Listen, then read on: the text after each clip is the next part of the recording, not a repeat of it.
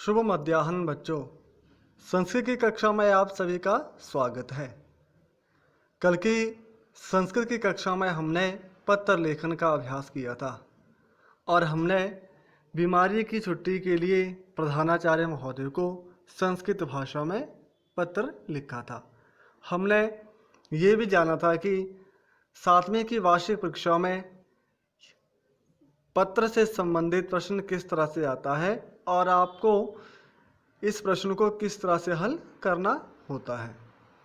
आज हम अपने मित्र के प्रति एक पत्र लिखेंगे जिसमें हम उसे अपने जीवन में घटी हुई एक घटना के बारे में बताएंगे।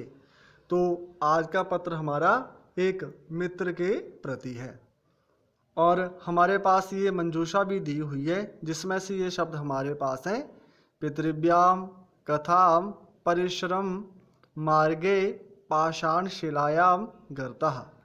तो इन शब्दों के अर्थ हैं पितृभ्याम पिता को, कथाम कथा को, परिश्रम मेहनत, मार्गे रास्ते में, पाषाण शिलायाम पत्थर और गर्तः गड्ढा। तो हमारे पास पत्र का प्रारूप इस तरह से दिया हुआ है। शुरुआत हुई है परीक्षा भवनात् यानी परीक्षा भवन से और तिथि यानी आज की तिथि।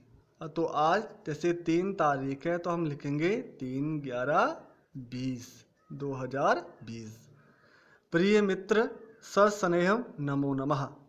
सस्नेहम नमो नमः का अर्थ है स्नेहपूर्वक नमस्कार। अत्र कुशलम तत्रास्तु, यहाँ कुशल मंगल है वहाँ भी हो। अहम पाठ्य पुस्तके एकाम, मैंने पाठ्य पुस्तक में एक, अब यहाँ आएगा एकाम कथाम, यहाँ आएगा एकाम कथाम। मैंने पाठ्य पुस्तक में एक कथा को पढ़ा। तस्याम एकः बालः आसीत्, उसमें एक बालक था। सह पठने अकुशला आसीत्, वह पढ़ने में अकुशल था। अकुशल यानी अयोग्य या सही तरह से वह पढ़ नहीं पाता था।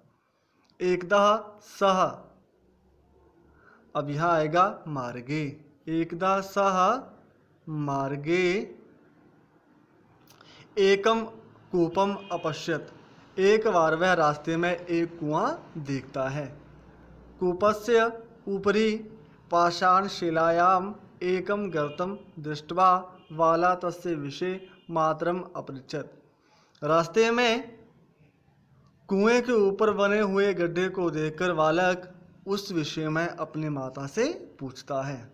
माता अवदत, माता ने कहा। पाषाण शिलायाम पुनः पुनः घट स्थापन ऐसा घरता निर्मितः, कि पत्थर के टुकड़े पर बार बार घड़ा रखने से यह गड्ढा बना हुआ है। बाला अचिंत्यत, बालक सोचता है यदि यहाँ आएगा पाषाण शिलायाम, यदि पाषाण शिलायाम, यहाँ आएगा पाषाण शिलायाम, यदि पाषाण शिलायाम पुनः पुनः घट स्थापनेन, कि यदि पत्थर के टुकड़े पर बार बार घड़ा रखने से, गर्तम, यहाँ आएगा गर्तम गड्ढा, यदि पत्थर के टुकड़े पर बार बार घड़ा रखने से गड्ढा बन गया, तरी मम मति अपि पुनः पुनः पठने तीव्रा भविष्यति, तो मेरी बुद्धि भी धीरे धीरे बार बार पढ़ने से तीव्र हो जाएगी, तेज हो जाएगी। ऐसा वो बच्चा सोचता है कि यदि पत्थर के ऊपर घड़े का निशान बन सकता है तो मेरी बुद्धि में भी नए नए विचारों का आगमन हो सकता है।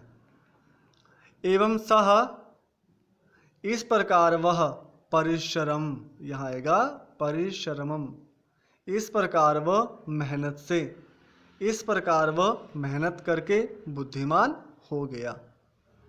आशाम करोमि यत कथाम पठित्वा तमपि पठनाय प्रेरिता भविष्यति, आशा करता हूँ कि कथा को पढ़ने के बाद तुम भी पढ़ने के लिए प्रेरित हो जाओगे। और यहाँ आएगा पितृभ्याम नमो नमः, आपके पिता को सादर नमस्कार, पितृभ्याम नमो नमः। और भवता मित्रम यानी आपका मित्र सुबोधः, सुबोध उसका नाम है। तो हमने यहाँ इन शब्दों को रिक्त स्थानों में भर करके अपने पत्र को पूरा कर लिया। अगला प्रश्न हमारे पास है चित्र वर्णन। हमारे पास एक चित्र दिया हुआ है। जैसे इस प्रश्न में हमारे पास स्वामी दयानंद जी का चित्र है। हमारे पास किसका चित्र है? स्वामी दयानंद जी का। और हमारे पास कुछ वाक्य दिए हुए हैं। उन वाक्यों में हमें रिक्त स्थानों की पूर्ति करनी है, और वह भी कहाँ से? मंजूषा से देख करके। हमारे पास ये मंजूषा है, शब्दों की सूची है। हमें यहाँ इस सूची से, इस तालिका से शब्दों को चुनना है और उसके वाक्य के अनुसार हमें उन वाक्यों में प्रयुक्त करके वाक्यों को पूरा करना है। जैसे गुजरात प्रदेश में स्वामी विरजानंद,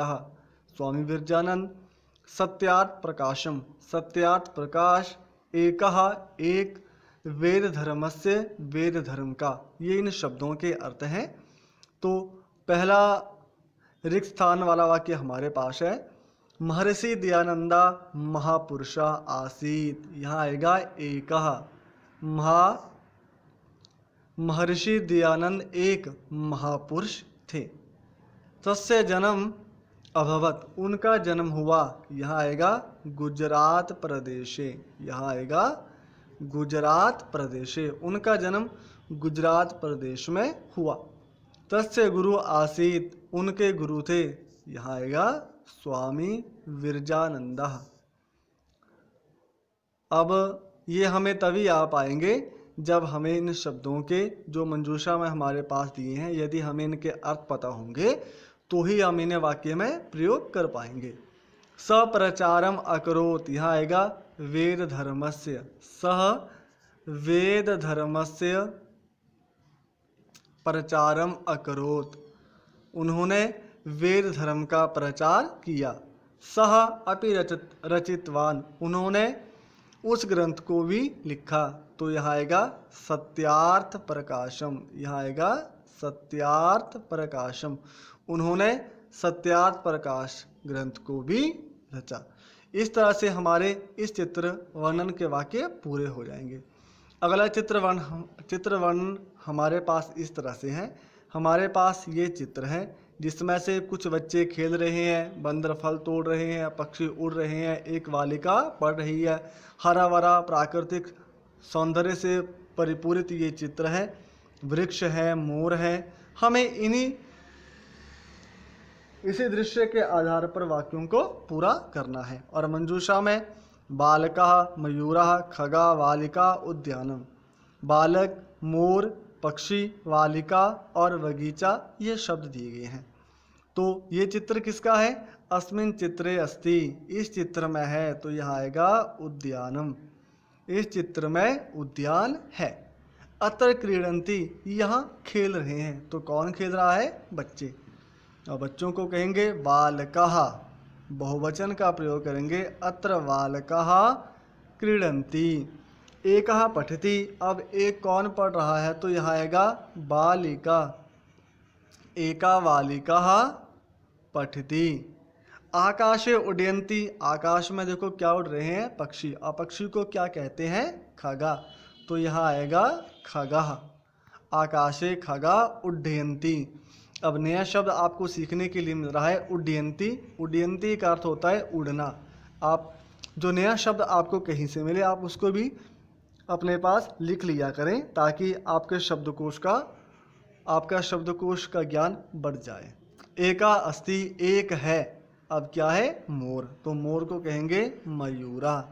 एकः मयूरः अस्ति। इस तरह से इन शब्दों को हम रिक्त स्थानों में भर करके अपने चित्र वर्णन को पूरा कर लेंगे। अब आपकी सुविधा के लिए मैंने यहाँ शब्दों को रिक्त स्थानों में भर करके पत्र को पूरा भी किया है। आप यहाँ से भी दे सकते हैं। यह क्रमबद्धता से मंजूषा से शब्दों को चुन करके उनके अर्थ के अनुसार वाक्यों को पूरा हुआ है। आप यहाँ से सहायता भी ले सकते हैं और अपनी बुद्धि का उपयोग करते हुए भी अभ्यास कार्य कर सकते हैं। तो आज की कक्षा में हम यहाँ तक ही पढ़ेंगे।